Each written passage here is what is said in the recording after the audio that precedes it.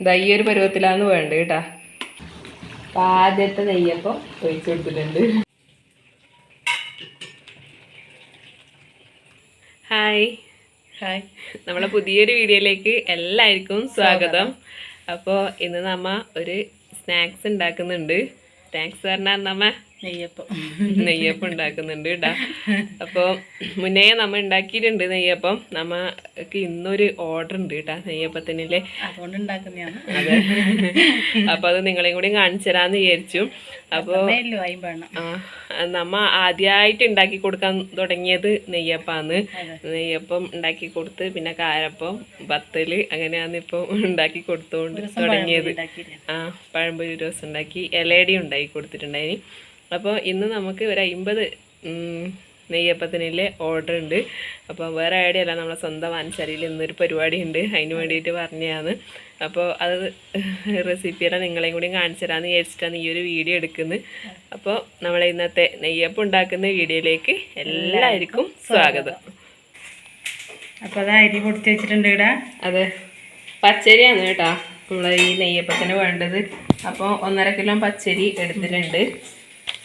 ഇതൊരു തരിതരിങ്ങനെ പൊടിക്കണം, പുട്ടിന് പൊടിക്കും പോലെ പൊടിക്കണം. നമ്മൾ ഇവിടുന്ന് മിക്സിയിൽ പൊടിച്ചെടുത്താണ്. കഴുകിയിട്ട് വെള്ളമെല്ലാം ഊറ്റിയതിന് ശേഷം മിക്സിയിൽ പൊടിച്ചിട്ട് വലിയ കണ്ണിലെ അരിപ്പയിൽ 4 മണിക്കൂർ കൊടുത്തു അല്ലേ. പച്ചരി 4 മണിക്കൂർ പൊതിർത്തിട്ടുണ്ട്. എന്നിട്ട് മിക്സിയിലെ ജാറിലിട്ട് പൊടിച്ചതിന് ശേഷം വലിയ കണ്ണിലെ അരിപ്പയിൽ അരിച്ചെടുത്തു. വെള്ളം നന്നായി ഊറ്റിയതിന് ശേഷം പൊടിച്ചെടുത്തിന്. പിന്നെ ഇതാ 1.5 കിലോ അരിക്ക് 1/2 കിലോ മൈദ ഇവിടെ എടുത്തിട്ടുണ്ട്. 1.5 കിലോ വെല്ലവും വേണം അല്ലേ. 1.5 കിലോ വെല്ലം അവിടെ പാവാക്കി വെച്ചിട്ടുണ്ട്. അപ്പോൾ നമുക്ക് ഈ ചേരുവകളെല്ലാം നമ്മൾ ഓരോന്നും ചേർക്കുന്നതനുസരിച്ച് നിങ്ങൾക്ക് കാണിച്ചു തരാം. നമ്മൾ ഈ ഒരു കലത്തിലാണ് ഈ നെയ്യപ്പത്തിൻ്റെ കൂട്ടുന്നത്. ഏകദേശം കാരപ്പത്തിൻ്റെ ഏകദേശം ഒരു റെസിപ്പി തന്നെയാണ് നെയ്യപ്പത്തിനും വരുന്നത്. അപ്പോൾ പഴമൊന്നും ചേർക്കുന്നില്ല, എല്ലാം അതന്നെ വേണം.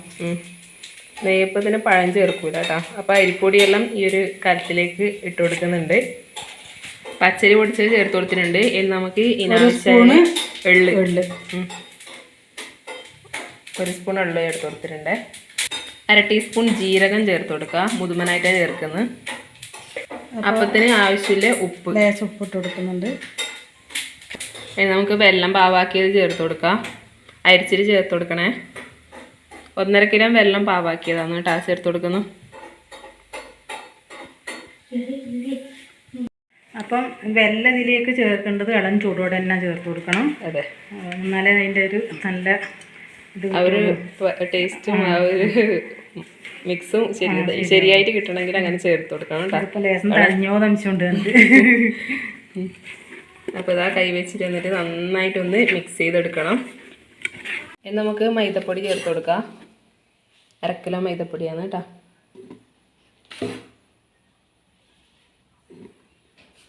എല്ലാം ചേർത്ത് കൊടുക്കുന്നുണ്ട്. മൈദപ്പൊടിയും കൂടി ചേർത്ത് കൊടുത്തിട്ട് നന്നായി ഒന്ന് മിക്സ് ചെയ്ത് കൊടുത്തിട്ടുണ്ട്.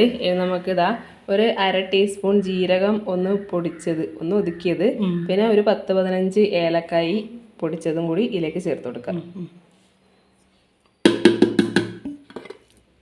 പിന്നെ ഇതാ ചോറും തേങ്ങയും കൂടി അരച്ചതാണ്. അപ്പത്തിന് നല്ല സോഫ്റ്റ് കിട്ടാൻ വേണ്ടിയിട്ട് അമ്മ എപ്പം ഇതുപോലെ ചോറല്ലാതെ അരി നല്ലോണം കോതരി ആകുമ്പോൾ കുരി വെച്ചതാണ്. അതെ, ചോറ് വെക്കുന്ന സമയത്ത് അല്ലേ. അതും തേങ്ങയും കൂടിയാണ് ഇപ്പോൾ അരച്ചത്. കുറച്ച് നല്ല സോഫ്റ്റ് കിട്ടും, അപ്പത്തിന് നല്ല ടേസ്റ്റും ഉണ്ടാവും. നിർബന്ധമില്ല, നമ്മ ചേർക്കാറുണ്ട്. അപ്പോൾ അതും കൂടി ചേർത്ത് കൊടുക്കാം. പിന്നെ വേണമെന്നുള്ള ചേർത്താൽ മതി, നമ്മൾ അപ്പം ചേർക്കാറുണ്ട്. അപ്പോൾ ചോറും തേങ്ങയും കൂടി അരച്ചത് ചേർത്ത് കൊടുക്കാം.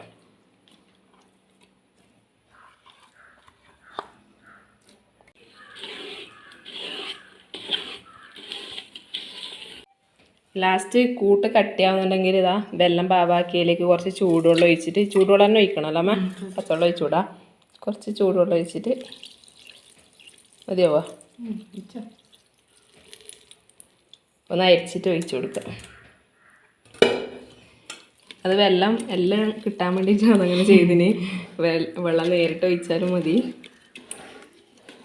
മാക്സിമം കട്ടിയായതുകൊണ്ട് പിന്നെ വെള്ളം ഉരുക്കിയത് ഭയങ്കര കട്ടിയായിപ്പോയി. അതെ, അങ്ങനെ അതാ കൂട്ടുകൂട്ടി ലാസ്റ്റ് സ്റ്റേജിലെത്തിയിട്ടുണ്ട്. ഇനിയാണ് നമ്മളെ മെയിൻ സാധനം ചേർക്കേണ്ടത്. ഇതാ നെയ്യിൽ വറുത്തെടുത്ത തേങ്ങാക്കൊത്തു കൂടി ചേർത്താൽ നമ്മളെ നെയ്യപ്പത്തിൻ്റെ കൂട്ട് റെഡി. ഇട്ടെടുക്കുന്നുണ്ടേ അമ്മ, ഇതിൽ പറ്റി പിടിച്ച്.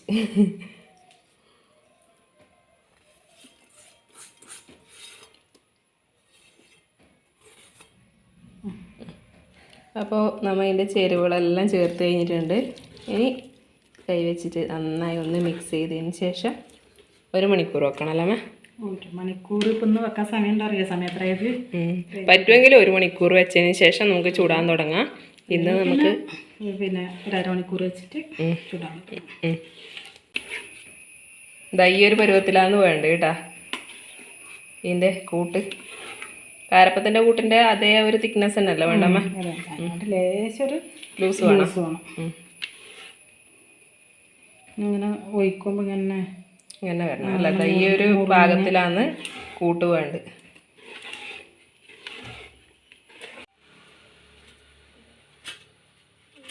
അപ്പം ഏകദേശം 1/2 മണിക്കൂറെല്ലാം കഴിഞ്ഞിട്ടുണ്ട്. നമ്മൾ ചൂടാൻ തുടങ്ങലായി കേട്ടാ. വിറകടുപ്പിലാണ് ഇന്ന് ചൂടുന്നത്. അപ്പം നമുക്ക് വെളിച്ചെണ്ണ ഒഴിച്ചു കൊടുക്കാം. ചട്ടി ചൂടായിട്ടുണ്ട്.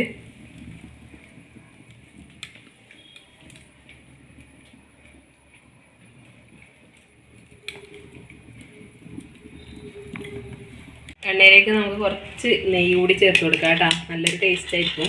നെയ്യപ്പം അല്ലേ? അപ്പം നെയ്യ് ചേർത്ത് കൊടുത്തിട്ടുണ്ട്. എണ്ണ ചൂടായിട്ടുണ്ട്. നമുക്ക് ഒഴിച്ചു കൊടുക്കാം.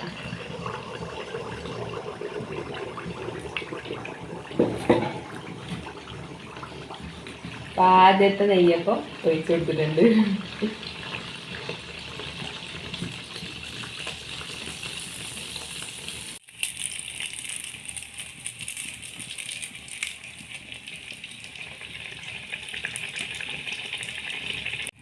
അപ്പോൾ നെയ്യപ്പം കോരാനായിട്ടുണ്ട്. ഈ ഒരു കളറാകുമ്പോൾ നമുക്ക് കോരിയെടുക്കാം.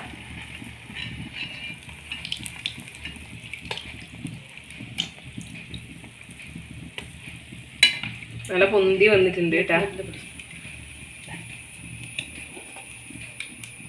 അപ്പോൾ തന്നെ അമ്മ രണ്ടാമത്തത് ഒഴിച്ചു കൊടുക്കുന്നുണ്ട്.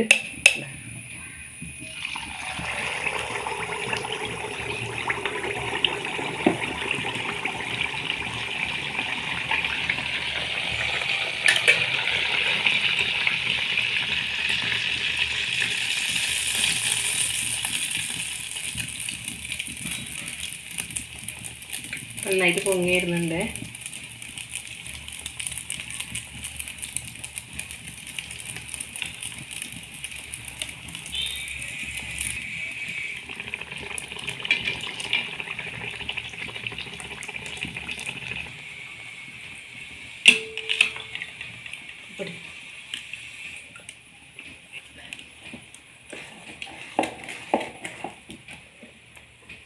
നന്നായിട്ട് ഇളക്കി കിട്ടി കോരണം കേട്ടോ. തേങ്ങക്കൊത്തെല്ലാം അല്ലെങ്കിൽ തേങ്ങക്കൊത്തെല്ലാം വെവ്വേറെ വെക്കും.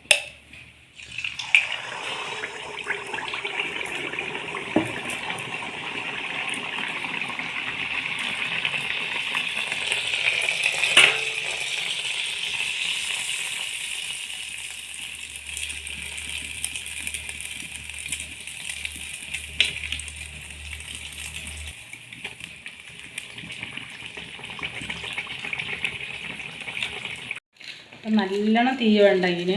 അതെ, നല്ലോണം തീയായാൽ പിന്നെ അതിങ്ങനെ അപ്പം ചുരുണ്ടിട്ടെല്ലാം അങ്ങനെ പോകും. അപ്പം ഒഴിക്കുമ്പോൾ ചൂട് ഒരു മീഡിയം തീ മാത്രം മതി കേട്ടോ. നല്ല ചൂടാവാനും പാടില്ല, തീരെ കുറഞ്ഞാവാനും പാടില്ല. അപ്പം അതേ നമുക്ക് ചുട്ടെടുക്കുക.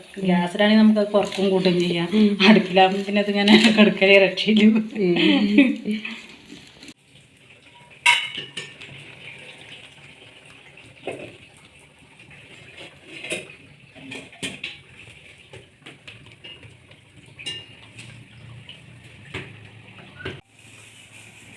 അപ്പം നമ്മളെ നെയ്യപ്പം ഏകദേശം റെഡിയായി. ഇനിയും ചുട്ടുകൊണ്ടിരിക്കുന്നത്രേ. പിന്നെ കുറച്ച് ലോകു ടേസ്റ്റ് നോക്കുന്നുണ്ട് കേട്ടാ. ലോകു ക്ലാസ് എല്ലാം കഴിഞ്ഞിട്ട് ഇപ്പം വന്നിട്ടത്രേ.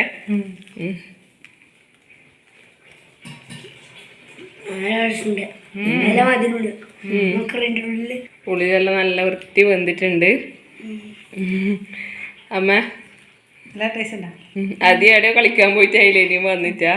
അപ്പോൾ ഇതാ നമ്മളെ 7 മണിക്കാണ് കൊടുക്കേണ്ടത്. അത് 50 ചുട്ടാവണം, 10 ആയതേ ഇല്ലൂ. പിന്നെ കുറച്ച് കഴിയുമ്പോഴത്തേന് ഇരുട്ടാവും, അതുകൊണ്ടാണ് നമ്മൾ വേഗം വൈൻഡപ്പ് പറയുന്നത്. അപ്പോൾ നമ്മുടെ ഇടി മുട്ടിക്കൊണ്ട് പിന്നെ ഉച്ചയ്ക്ക് ശേഷം കാലാവസ്ഥ ഭയങ്കര മോശമാണ്, അതുകൊണ്ട് നമ്മൾ വേഗം വൈൻഡപ്പ് പറയുന്നത്. ഇതാ നെയ്യപ്പം നല്ല രീതിയിൽ നമ്മൾ ചുട്ടെടുത്തിട്ടുണ്ട്. അപ്പോൾ ഈ റെസിപ്പി നിങ്ങയൊന്നും ഉണ്ടാക്കി നോക്കണം, നന്നായിട്ട് ആവുന്നുണ്ട്. അപ്പോൾ നല്ലൊരു വീഡിയോ ആയിട്ട് വീണ്ടും വരുന്നവരെ എല്ലാവർക്കും ബൈ ബൈ.